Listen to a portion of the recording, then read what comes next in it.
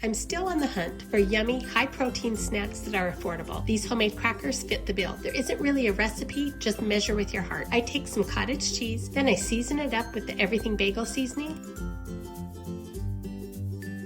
This time I'm also adding a small palmful of homemade taco seasoning. Mix it well.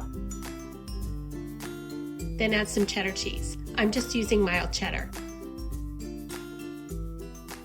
I dropped this by heaping teaspoonfuls onto parchment-lined baking sheets, but they all kind of just melt together, so next time I just spread this out thin and then cut the crackers with the pastry cutter. Bake at 400 for about 11 minutes, then cut the crackers and return them to the oven for another 10 minutes or longer, depending on how your oven bakes and how crispy you want the crackers. When I first removed these from the oven, they were still too soft for me, so I did pop them in my air fryer for about 4 minutes and they were perfect. These would be great served with a salad or even soups during the winter months. They are also great on their own. I would have shown some of those options, but I left the house to run errands and when I came back, they were all gone. But that's okay, because now I know everyone loves them. Thanks for watching.